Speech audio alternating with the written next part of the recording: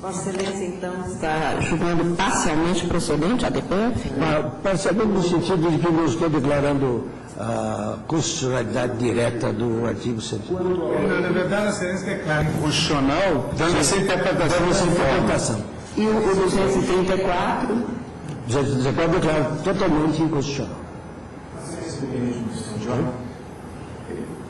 Estou muito suspeito, não quero criar casos, tem gente que cria casos até quando está ganhando, mas eu gostaria de deixar claro que a Associação Nacional dos Defensores Públicos questionou a legislação de São Paulo, também à luz do artigo 2º da Constituição, separação de poderes, e também à luz do artigo 134, parágrafo 1º, por desrespeito à organização da Defensoria Pública.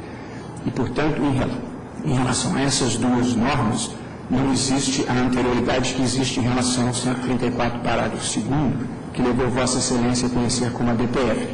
Nós estamos muito satisfeitos se for decidido como a DPF.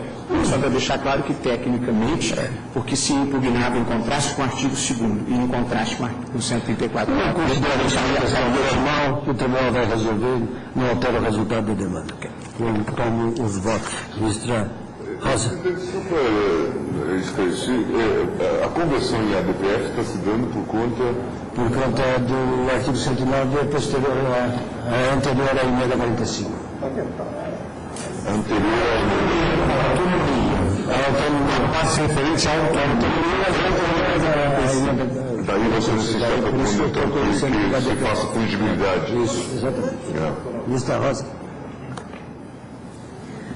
Senhor Presidente, com relação à aplicação do princípio da fungibilidade e ao conhecimento, então, como a DPF, eu na verdade, havia cogitado, seja em função do que agora foi destacado da tribuna, no sentido que havia também uma impugnação a preceitos da própria Constituição de 88, né, fruto de normas do Constituinte originário, mas não tem nenhuma dificuldade de fazer o enfrentamento, como Vossa Excelência, de acompanhá-lo, subscrevendo todos os fundamentos.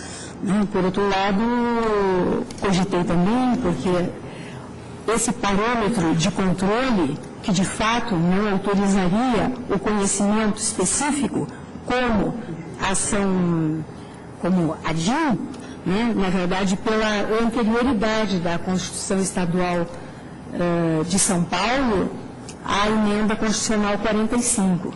Mas, de fato, né, olhando pela... E ainda refiro pelo fato da Lei Complementar 988 ser de 2006.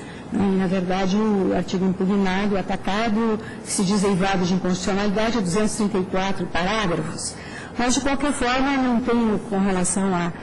acho que o importante é que enfrentemos a questão de mérito e, por isso, então, não teria dificuldade alguma em acompanhar o brilhante voto de Vossa Excelência. Eu pediria um pouquinho de paciência a Vossas Excelências, porque, fazendo o exame da jurisprudência da Corte, verifiquei que todos ou quase todos já participaram de inúmeros julgamentos onde essa questão defensoria públicas estaduais vem à tona, com diversos enfoques. Eu não tive oportunidade ainda de fazê-los e acho que nessa minha pesquisa, né, e até porque na pauta de hoje temos 5 ADINs, né, que versam, né, em linhas gerais sobre esse tema, cada um, sem dúvida, com as suas peculiaridades, que certamente vão ser analisadas ao devido tempo, como agora foi esta questão da fungibilidade.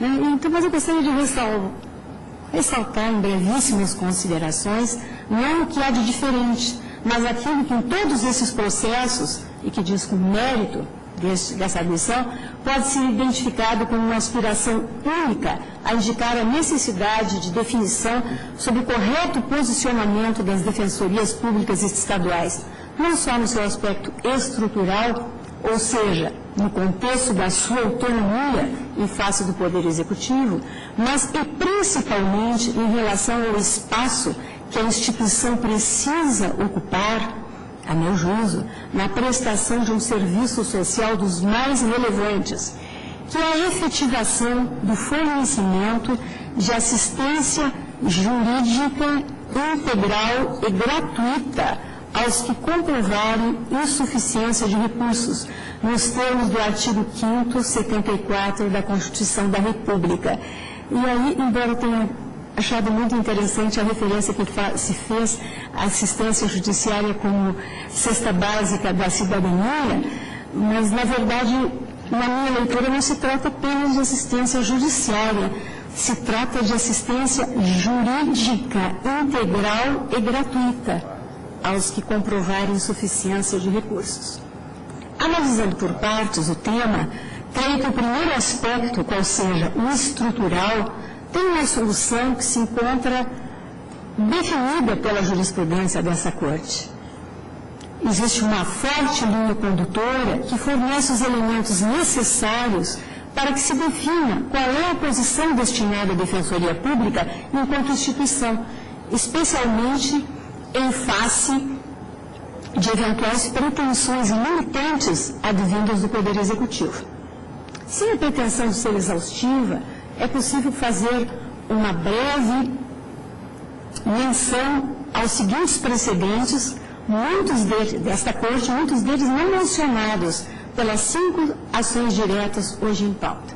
Primeiro, é a DI 4246, da relatoria do ministro Aires Brito, diário aqui de 30 de agosto de 2011, onde se diz que a Defensoria Pública é instituição concretizadora do mais democrático acesso às instâncias decisórias do país, tanto na esfera administrativa quanto judicial, sendo estruturada em cargos de carreira, providos por concurso público de provas e títulos, estruturação essa que opera como garantia da independência técnica de seus agentes e condição da própria eficiência do seu ministério de assistência a pessoas naturais necessitadas.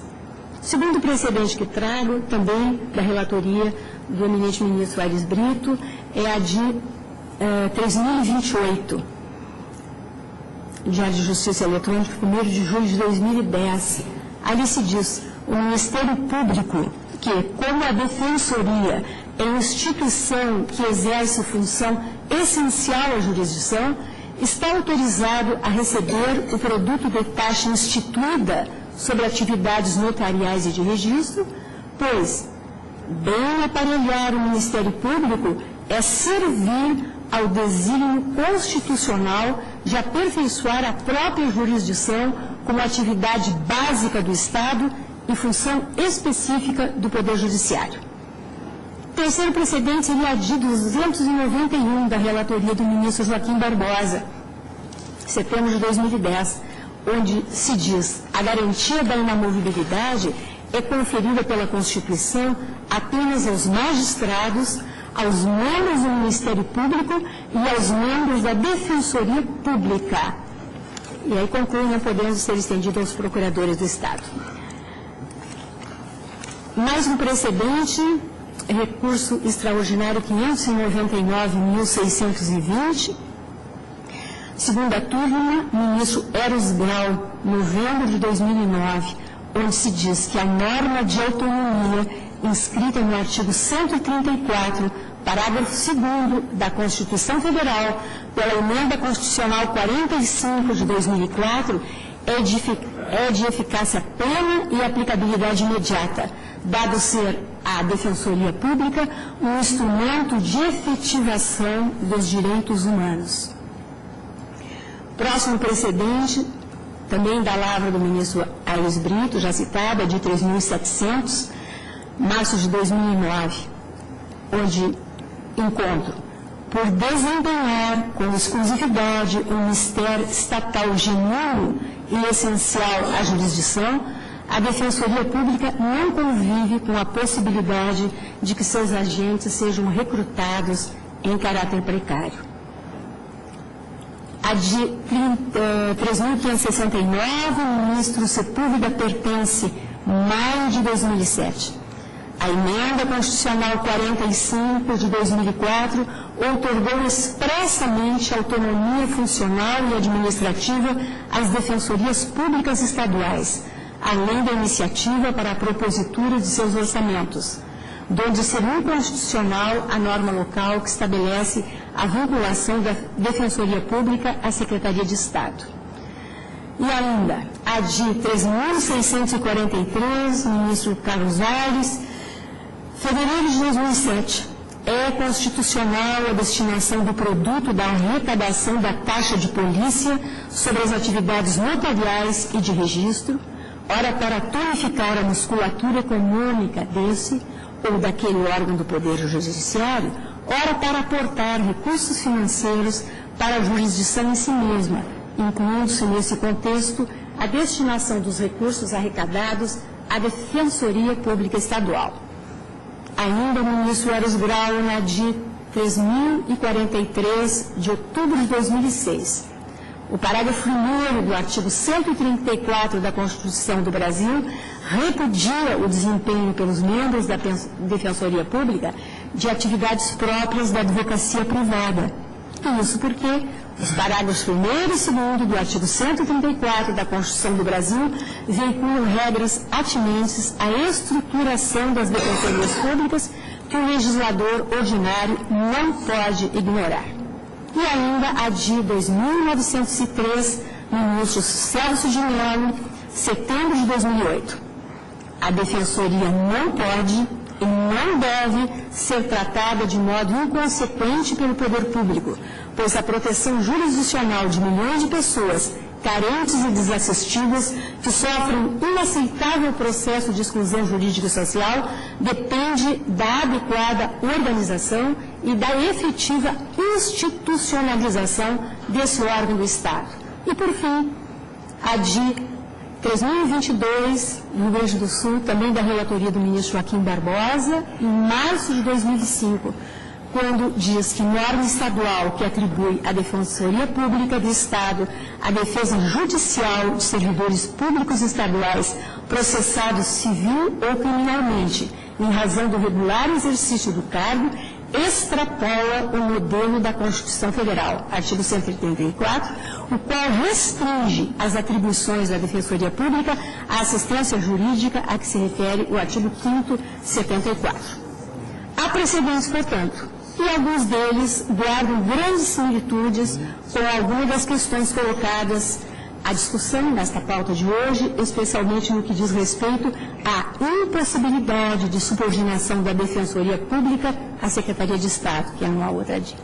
Para não ser repetitiva, se fosse necessário destacar apenas um ponto no que tange à questão da autonomia administrativa das defensorias públicas estaduais, este seria o relativo à necessidade de se garantir que a instituição possa, eventualmente, agir em desacordo e adotar postura de confronto com o Poder Executivo, desde que isso seja requerido como premissa para o cumprimento da alta missão constitucional de fornecer assistência jurídica integral aos carentes de recurso. Isso porque a atuação da Defensoria Pública deve ir além do simples ajuizamento de petições, pois a Constituição, como já destaquei, não se limita a lhe atribuir assistência judiciária, mas, ao contrário, faz referência à assistência jurídica integral como sua missão. Nesse sentido, o entrelaçamento do artigo 134 da Constituição da República ao artigo 5º, 74, sequer é obra de interpretação, pois está expressamente consignado e ainda vem reforçado pela menção no artigo 134 a incumbência de orientação jurídica aos necessitados. Nesta época de grandes conflitos de massa, sequer é necessário grande esforço imaginativo para vislumbrar hipóteses em que a atuação estatal pode gerar questionamentos a respeito de violações de direitos individuais de pessoas que fazem parte de grupos sociais carentes, o que demandaria não só orientação jurídica imediata, mas também, eventualmente, o uso de medidas judiciais de natureza cautelar para resguardo de direitos. Apenas a título exemplificativo, recentemente, pode-se citar o caso da desocupação da favela Pinheirinho, em São José dos Campos, São Paulo, que obteve grande repercussão na mídia em face de supostas violações de direitos individuais pela forma como a reintegração de posse foi efetivada pelo poder público.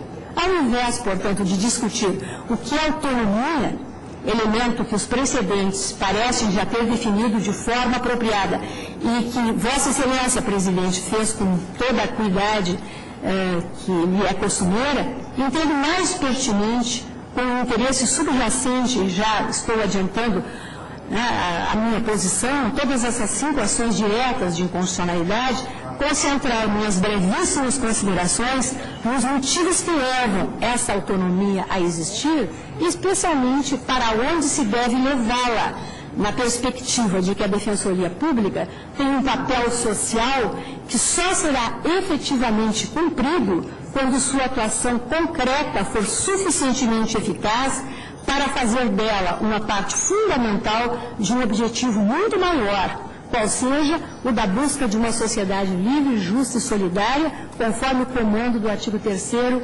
inciso 1º da Constituição da República. A Constituição, todos sabemos, reserva capítulo próprio para tratar das funções essenciais à justiça. Este dividido em seções relativas ao Ministério Público, à Advocacia e à Defensoria Pública. O Ministério Público e a Defensoria Pública são reputados essenciais à função jurisdicional do Estado, artigo 127 e 134. E o advogado, indispensável à administração da justiça, artigo 133. Nada mais é necessário dizer, até porque muito já foi dito a respeito da importância que a Constituição atribui a essas instituições.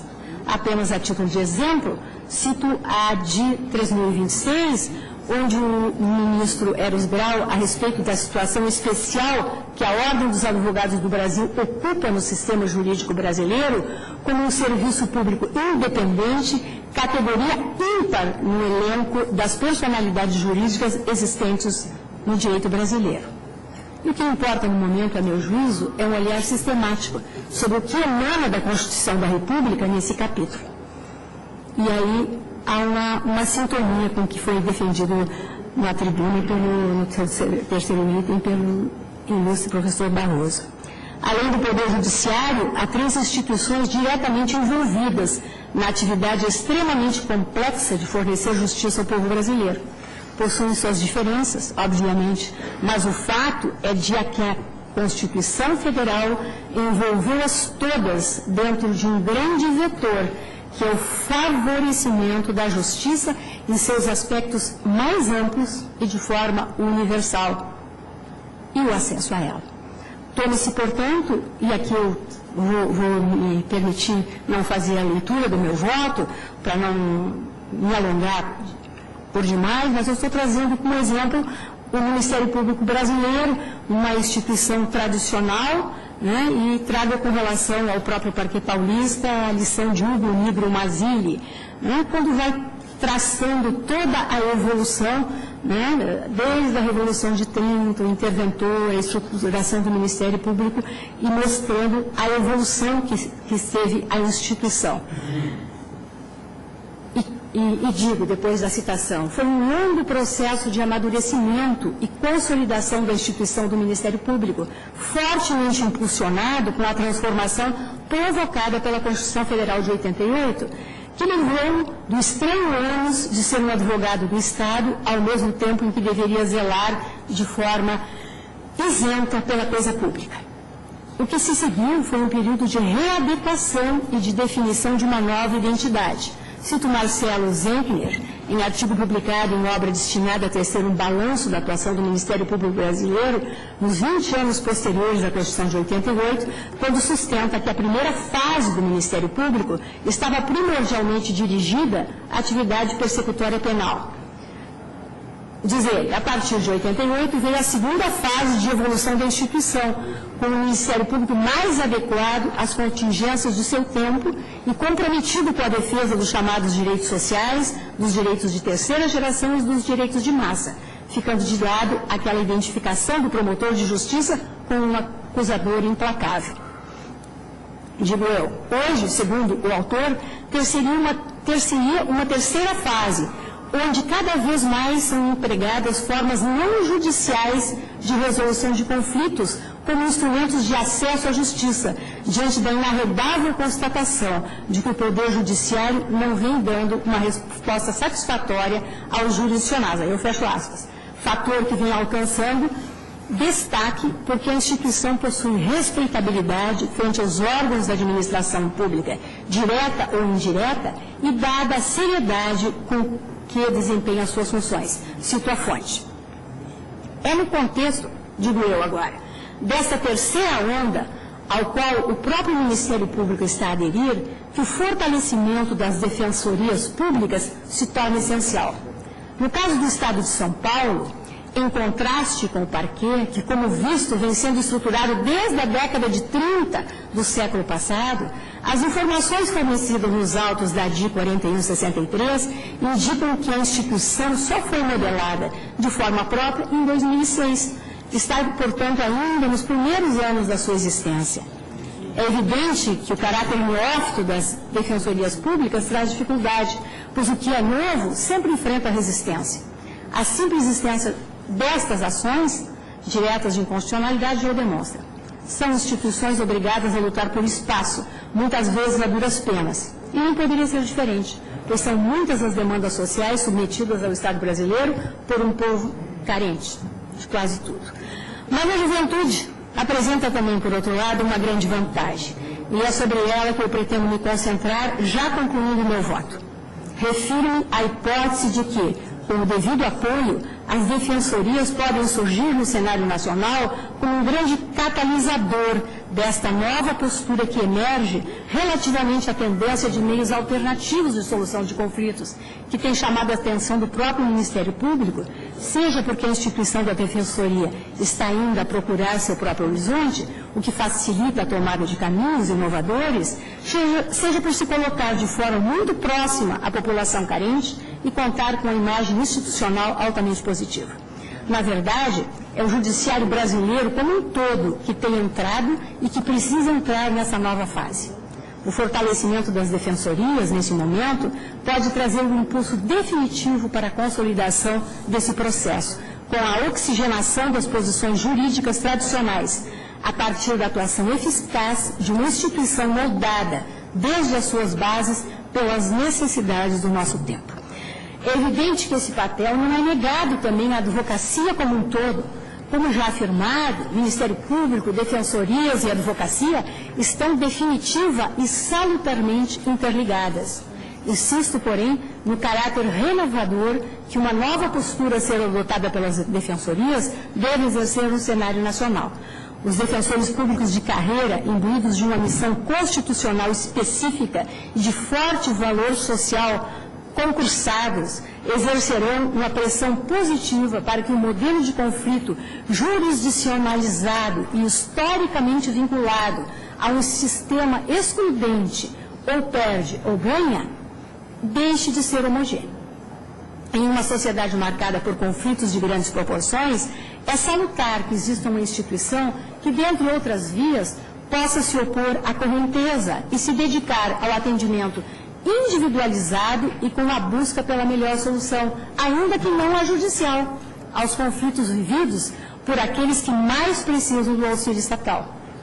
As presentes ações, e no caso específico a que está em exame, não versa, portanto, apenas sobre uma delimitação do espaço institucional das defensorias. Elas podem ser analisadas também como uma oportunidade de se perquirir a respeito dos caminhos a serem tomados pela justiça brasileira e sobre o que é possível fazer para incentivar processos que são inegavelmente necessários, desde que se pretenda dar ampla efetividade a uma série de princípios da Constituição da República, como os do acesso à justiça e da razoável duração do processo. Dadas essas considerações gerais, me pertinho ao objeto da DI 4163, saliento que o afastamento da obrigatoriedade de realização de convênio entre a seccional paulista da OAB e a Defensoria Pública do Estado não pode ser vista, sequer remotamente, como uma censura à notável contribuição dada pela OAB há muitas décadas à promoção da assistência judiciária aos necessitados. Está em questão, a meu ver, o ponto relativo à obrigatoriedade do convênio, E aí, total consonância, senhor presidente, com o voto brilhante de Vossa Excelência. Fator que leva necessariamente a uma vinculação de parte considerável dos recursos da Defensoria ao seu adimplemento. Entendo que o mandamento constitucional fica melhor efetivado quando se permite à Defensoria escolher entre a alocação de material e pessoal próprios ou a realização de convênios a partir de necessidades específicas. Senhor presidente, eu faço ainda teço algumas considerações breves, especificamente no cotejo dos dispositivos, mas diante do brilho, da profundidade, da judiciosidade dos fundamentos de Vossa Excelência, deixo de fazer a leitura e depois farei o voto ajuntado do voto escrito.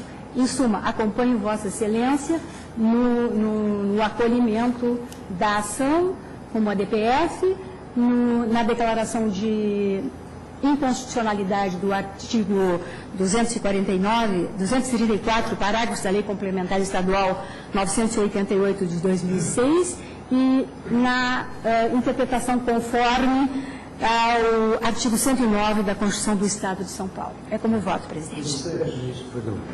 Se Vossa Excelência me permitir, já que há uma preliminar suscitada e conforme previsto no regimento interno, devemos destacá-la.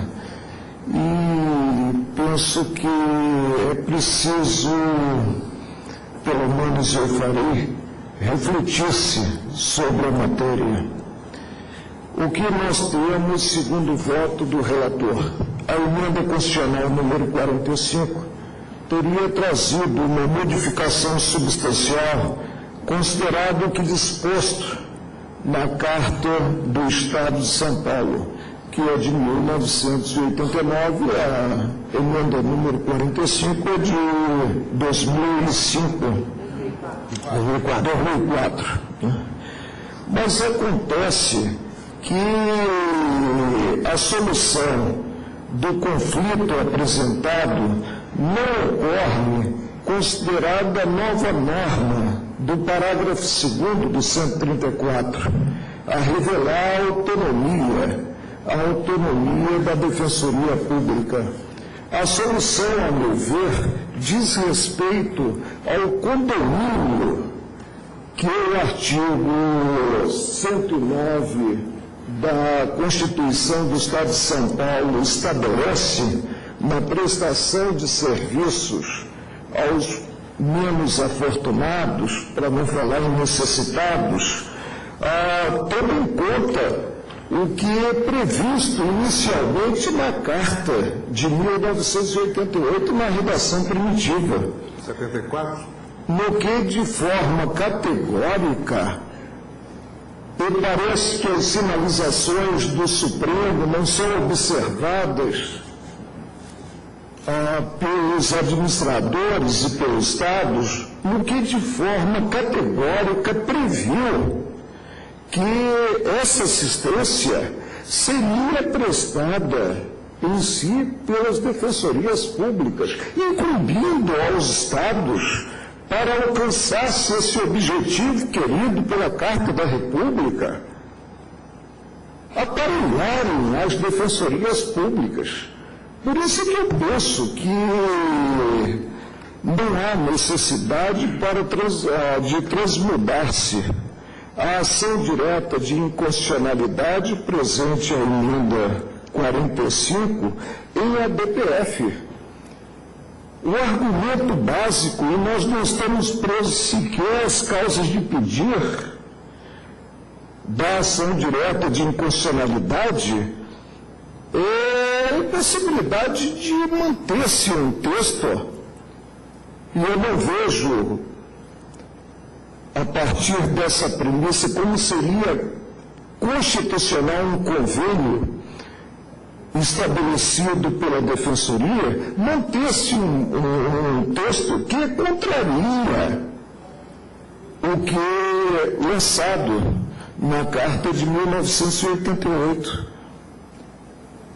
Por isso é que penso que não é o caso, pelo menos não é necessária, a transformação da ação pelo princípio da fungibilidade em ADPF.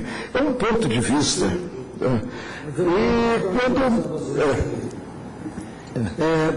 Eu acho que considerar o ponto de vista brasileiro é um pouco diferente do ponto de vista do ilustre professor. Mas a mim me parece, é uma questão de ordem prática e cada um tem a sua orientação intelectual. Eu acho que a norma mais forte aqui, sem dúvida nenhuma, é a norma da autonomia. Isso é evidente. O choque entre as duas normas, da Constituição do Estado e do 234, em relação à Constituição Federal, o choque direto e frontal é qual é a autonomia. O que não posso falar. Agora, é possível sustentar um conflito com outras normas constitucionais, como, por exemplo, o princípio da separação dos poderes. Nossa, o que eu quero dizer é que a normas constitucionais, mas a professoria, presidente, não pode terceirizar o serviço secundário que ela deve prestar de choque frontal. Ela não pode ser autorizada pelo Supremo, ela não pode ser autorizada pelo Supremo ao invés de prestar essa assistência jurídica e judiciária mediante concursados, ela não pode ser autorizada a contratar advogados. Não, mas ela pode ser autorizada quando é necessário. Isso nós já reconhecemos. O ciclo necessário, não há quadro suficiente, continuará. Ou não é prestada a assistência, ou ela é obrigada a recorrer. Isso que é hora, presidente, de setembro. Passaram 23 anos da vigência da Carta de 88, né? Assim não há concretude dessa mesma carta. A assistência só pode ser prestada pela Defensoria Pública. Sim, mas quando a Defensoria Pública, 22 anos passados,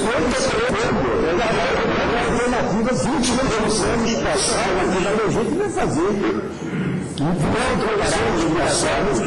Fazer convênio. Acho que isso. Mas é do ponto de vista brasileiro, você não tem que reconhecer do mérito como uma ação direta, não é problema nenhum. Presidente, eu também já tinha manifestado uma dúvida, eu não vou entrar ainda no debate de mérito sobre essa questão, mas eu tenho manifestado uma dúvida exatamente por conta da impugnação que se fez em Adim. Também estou com Vossa Excelência que houve uma mudança significativa com a explicitação da ideia da autonomia. De qualquer sorte, pelo menos num primeiro exame, a mim me parece, tal como agora colocou o ministro Marco Aurélio, que a norma, já como está posta, o artigo 109, não encontrava abrigo no texto constitucional. Acredito que nós temos aqui que fazer, como temos feito, um tipo de diálogo, uma intertextualidade com a realidade. E como nós estamos a falar do maior estado da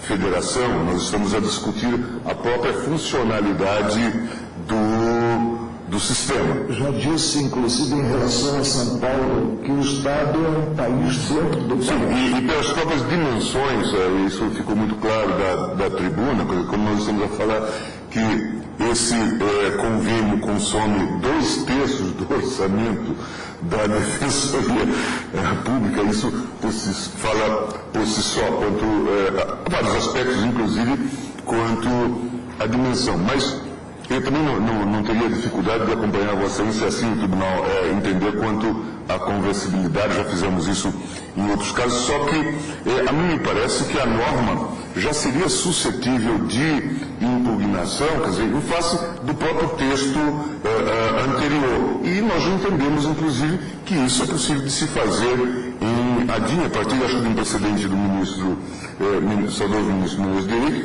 e depois de um precedente do ministro Dias Toffoli. A possibilidade de que sucessão de normas constitucionais permitam esse exame.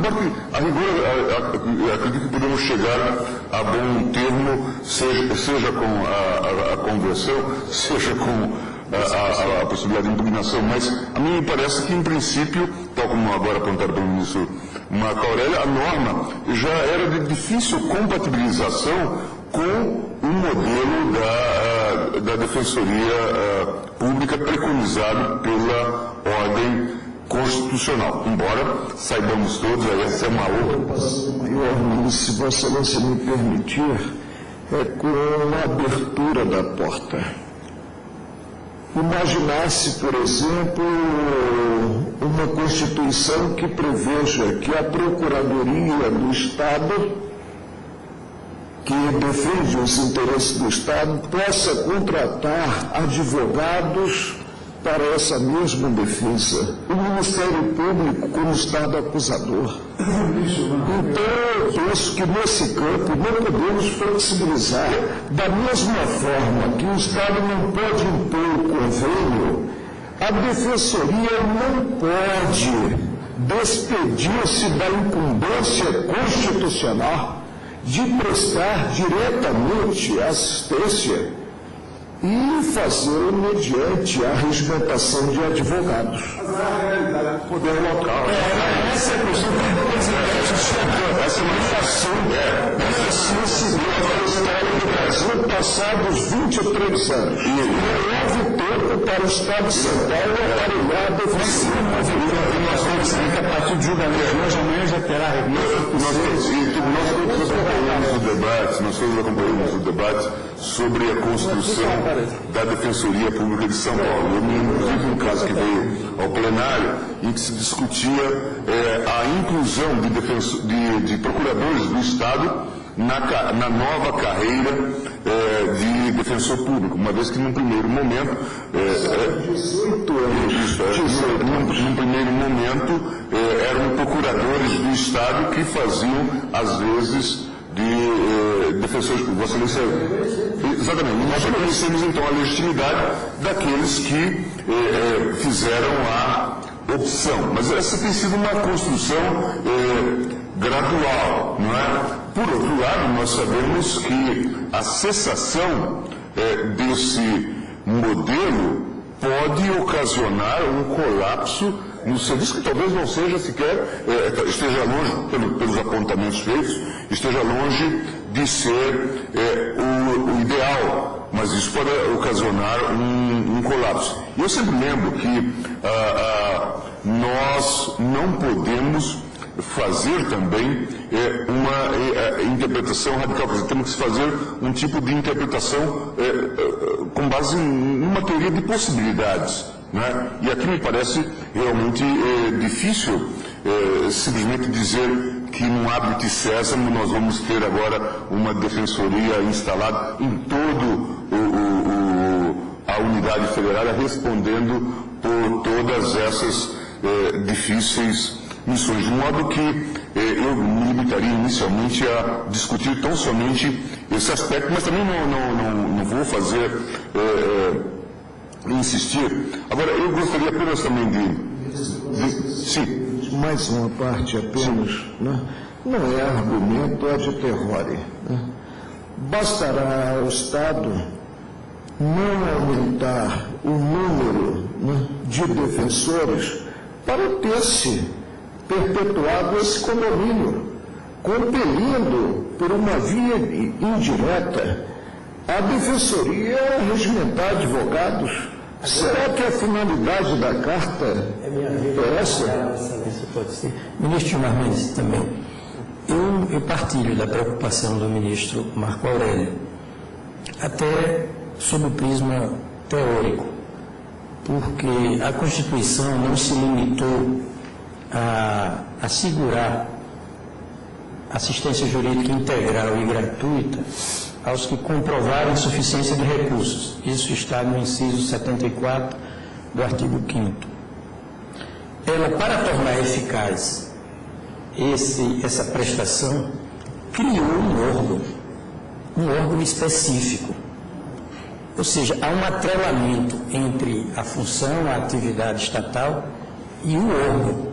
O objetivo e o subjetivo estão aqui de mãos dadas. Mas um órgão especializado, como diz o ministro Marco Aurélio, eu quero crer que sim, um órgão especializado. A não ser assistência problema, voltados a essa função, evitando, portanto, dispersividade, paralelismo de atividade estatal. Há um foco, há uma concentração dessa atividade de assistência jurídica integral e gratuita aos economicamente débeis, há um foco num órgão específico, numa instituição que a própria Constituição nomina e a coberta, né, com prerrogativas, por exemplo, de autonomia financeira, de autonomia administrativa, técnica, orçamentária não para prover os seus recursos, mas para gerir os recursos que lhe forem destinados. Isso, para não perder o fio do raciocínio, Excelência. Há mais o que dizer. Essa atividade estatal foi posta também pela Constituição como função de um cargo, o cargo de defensor público. Há um atrelamento, um imbricamento muito interessante por parte da Constituição. Essa prestação de assistência jurídica, né, inteiramente gratuita no plano administrativo, no plano jurisdicional, aos economicamente débeis, entregue aos cuidados de um órgão especializado, chamado Defensoria Pública, mas não só isso, de modo a se tornar específica função de um cargo também específico, provido por concurso público, estruturado em carreira. Vale dizer, os defensores públicos são pessoas mais envolvidas com o que fazem, sem demérito para ninguém, porque eles fizeram da Defensoria Pública uma opção, né, profissional de toda uma vida, e pelas características da atividade, atender aos necessitados, certamente mais do que um meio de vida, do ponto de vista profissional, a Defensoria Pública é para os defensores uma razão de viver. Ou seja, são pessoas orgânicas, comprometidas, entusiasmadas com o que fazem.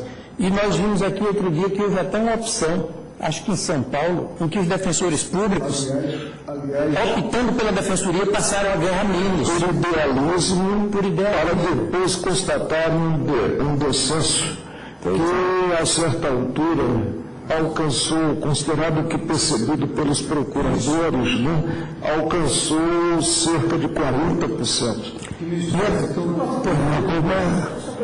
Encaminhar os julgamentos, eu acho que... Nós estamos diante de um dilema. Nós estamos diante de um dilema. Ou nós dizemos que a Defensoria Pública pode, no estado atual, em que ela não tem a capacidade na sua estruturação para atender ao dever constitucional, ela pode tomar iniciativas de recorrer a convênios ou a formas alternativas de prestar. Ou então, ela não pode fazer isso e não vai ser prestado naquilo que lhe falte. Esse é o dilema. Olha, diante desse dilema, é que nós não podemos interpretar uma norma constitucional, até porque nós mesmos reconhecemos, com a relatoria do ministro Marco Aurélio, que a Procuradoria tinha legitimidade para a execução das ações ex-delito, no caso em que as defensorias públicas ainda não tivessem estruturação suficiente para isso. Exatamente.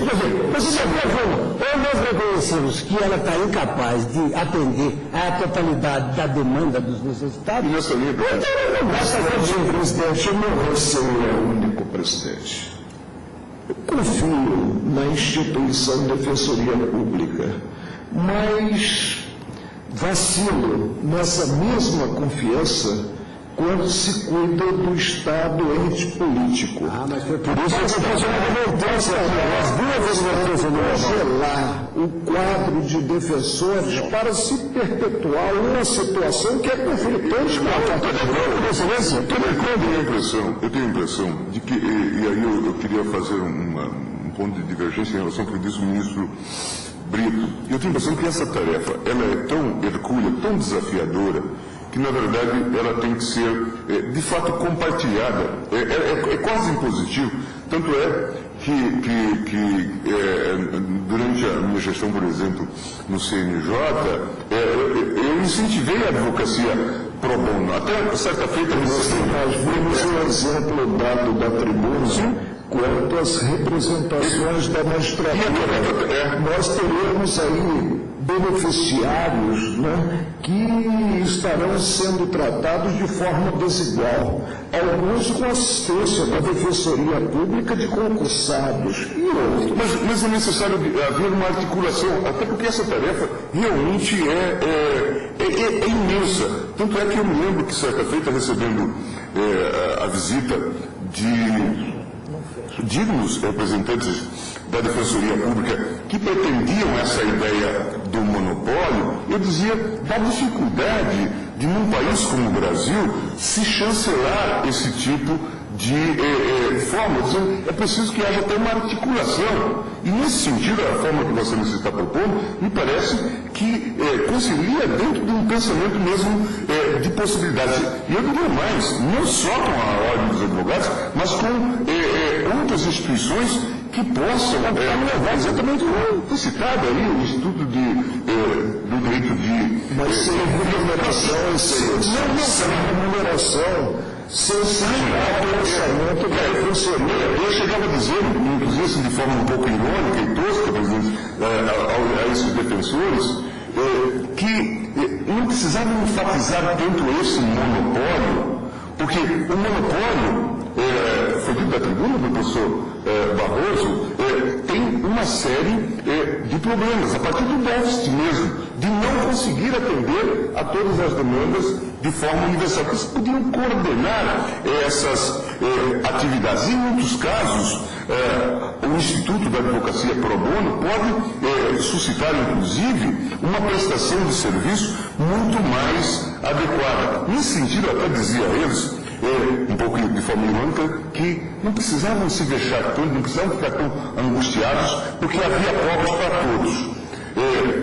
Havia carentes para todo tipo de oferta que estava disponível. E mais do que isso, presidente, é necessário realmente que isso se faça no contexto de um serviço complexo. E eu dizia também, presidente, que nós erramos no Supremo Tribunal Federal ao dizermos que os serviços de assessoria jurídica, de prestação jurídica, por exemplo, que alguns municípios oferecem, que isso seria uma atividade da assistência. Olha a ironia, nós já dissemos em algum acordo deste tribunal que a atividade de assessoria ou de assistência jurídica que alguns municípios têm condições de fazer e fazem, que isso seria inconstitucional. E aí nós ficamos realmente naquela situação bastante irônica, né? De falar de um tipo de liberdade de não ter nada, porque se diz, bom, o município oferece esse serviço, mas esse serviço é indevido. Como lá não tem defensor, faz-se o quê? Quer dizer, é um tipo de extravagância hermenêutica, um tipo de interpretação suicida. Por isso que me parece que o que você está propondo é construtivo, acho que é importante trazer neste momento que nós estamos discutindo a defensoria. Isso é um aprendizado, isso é uma tessitura institucional bastante complexa, mas é fundamental na medida em que nós temos essa demanda brutal do serviço judicial, em que há essa carência da assistência judicial. Quisera, presidente, que nós tivéssemos um defensor público ou voluntário em cada presídio do Brasil. Em cada presídio do Brasil, em cada delegacia. E certamente nós não teríamos essa situação de vergonha que nós enfrentamos. Como então suscitar um monopólio desse serviço nessa dimensão? Como a Defensoria Pública deveria era fazer uma articulação. Mas você e você está viabilizando a intervenção do governo. Exatamente. Eu já estou acompanhando Vossa Excelência e gostaria de acrescentar o seguinte. A consequência do voto referido de Vossa Excelência é que ela restitui à Defensoria Pública de São Paulo a autonomia e o poder para decidir o que fazer diante dos problemas que surgirão em consequência da decisão. Não cabe a nós aqui de prestar diretamente ou indiretamente o serviço, autonomia. A Defensoria Pública saberá muito bem o que fazer. Porque o Supremo Tribunal Federal poderá restituir para ela o poder que lhe foi ser. Ela está sendo compelida a contratar. Essa é a nossa missão. Acabou. É isso mesmo. Ministro... Acompanhe. Ministro, não é um voto do meu voto do que Sua Excelência... Por favor. O que eu estou defendendo do meu voto é a autonomia. Por isso que você começa a isto é, tem que preservar a autonomia, reconhecer e garantir a autonomia da Defensoria para, enfim, avaliar situações e saber como enfrentar. Então, desse ponto de vista, cada um, evidentemente, com toda a liberdade que tem, vai enfocar sobre pontos de vista variados em relação às normas constitucionais. Mas, enfim, só para entender o meu ponto de vista, como vai do Vossa Excelência? Senhor presidente, eu não tenho dúvidas de que a Constituição Federal, quando garante o acesso à justiça, ela pressupõe também uma atuação afirmativa do poder público no incremento da sua atuação, na criação de instituições que conjurem esse desequilíbrio, erradiquem essa desigualdade no tocante ao poder judicial. Eu reconheço, no meio jurídico, que o melhor ter se dedicado a esse estudo foi o professor Mauro Capelletti, quando elaborou o projeto de Florença, que são 14 volumes resumidos daquela obra de Sérgio Fábio editou Acesso à Justiça. Ali, o professor Mauro Capelletti, juntamente com o professor Binha Gard, da Universidade de Stanford, ele sugere a criação de alguns sistemas. Ele não se despoja da ideia da Defensoria Pública, acha muito interessante, porque são profissionais arregimentados através de concurso público muito gabaritados. Não abandona o modelo francês e italiano do dever de honra do advogado prestar esse serviço que é imanente à sua própria função. E eu me recordo, eu não estou atualizado hoje sobre a organização da Ordem dos Advogados do Brasil, mas eu me recordo que o meu querido e saudoso pai foi solicitador acadêmico, que a Ordem dos Advogados impunha naquela oportunidade a obrigação de que os advogados atendessem pessoas necessitadas em um número limitado, exatamente para coadjuvar o Estado a prestação desse serviço público essencial. E ainda o sistema judiciário que o Estado paga os advogados. Esse sistema, para nós, seria nefasto por recairmos nesse temor a que se refere o ministro Marco Aurélio, ou seja, engessar a defensoria para fomentar um outro sistema.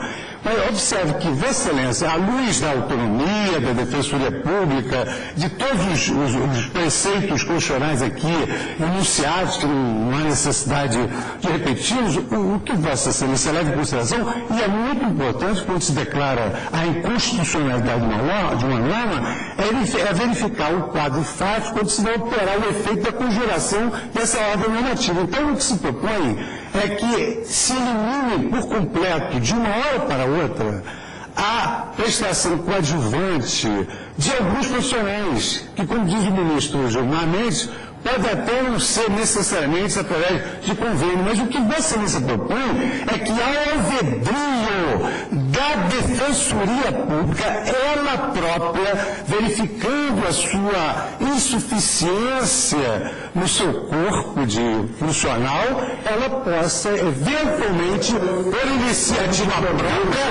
ela possa lavrar alguns contratos administrativos que possam viabilizar a prestação da justiça gratuita aos necessitados. Veja que Vossa Excelência está dando uma interpretação conforme a Constituição. Vossa Excelência está, digamos assim, acolhendo de ilegal, ilegítimo esse convênio, essa imposição que já se institucionalizou há mais de 2 décadas no Estado de São Paulo, e Vossa Excelência está dizendo isso com todas as letras. Mas Vossa Excelência está tendo a preocupação com o resultado do julgamento, porque é quase que palpável a certeza de que amanhã, quando se publicar a decisão, não vão surgir 2.000 defensores públicos atendendo a essa demanda que foi aqui noticiada de 1 milhão de processos. Por outro lado, também é preocupante esse dado apresentado pela Defensoria Pública de que 70% do seu orçamento é gasto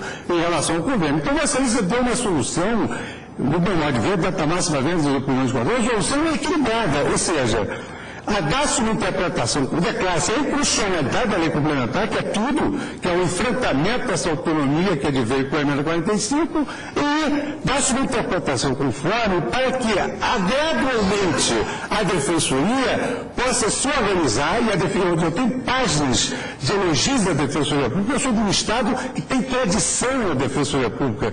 Eu fui promotor de justiça e a carreira começava como defensor público. Eu tenho todos os motivos para ter uma idolatria pela instituição.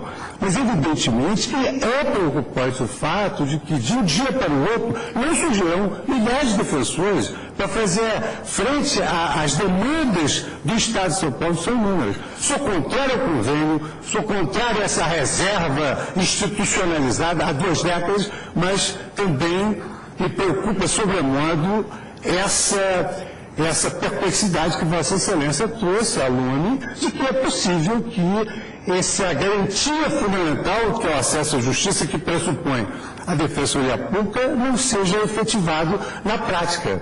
Então, nós temos que levar em consideração esses dados práticos. Eu tenho aqui, senhor presidente, páginas, arestos, precedentes, na própria ação que se reconheceu a legitimácio ad causa transitória do Ministério Público para promover a ação civil de reparação de dano ex delito, se entendeu que isso se deveria processar, se 94, ministro. Sim, 18 anos a cogitar de uma inconstitucionalidade.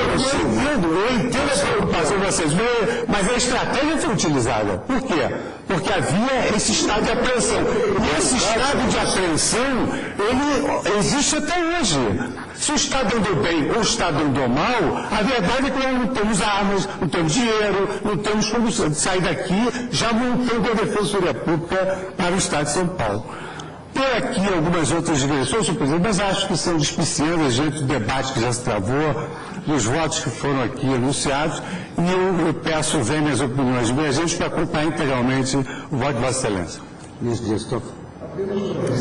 Presidente, que julgando, o plenário julgando, e eu fui o relator do caso, o recurso extraordinário 135-328, ele cogitou no tocante ao fato de a Defensoria Pública no Estado de São Paulo ainda não estar devidamente aparelhado 18 anos atrás. Ele cogitou da inconstitucionalidade progressiva e mostrava eu ao ministro Carlos Aires Brito o fecho do voto, quando eu disse: ocorre que no Estado de São Paulo ainda não foi criada por lei, aquela época, 94, ainda não tinha sido criada. A lei complementar é posterior, bem posterior, e é organizado e, portanto, em pleno funcionamento com cargos preenchidos a Defensoria Pública. É certo que o órgão da Procuradoria do Estado vem prestando assistência aos necessitados, todavia não se confunde ele com a Defensoria Pública, tal como prevista na Constituição Federal, ou seja, como instituição essencial à função jurisdicional do Estado. E quando se cogita da prestação dos serviços pelo Estado, se remete à Defensoria Pública, não se remete a essa mesma prestação por advogados a partir de um serviço que não pode ser terceirizado, porque é essencial quanto à atuação do Estado.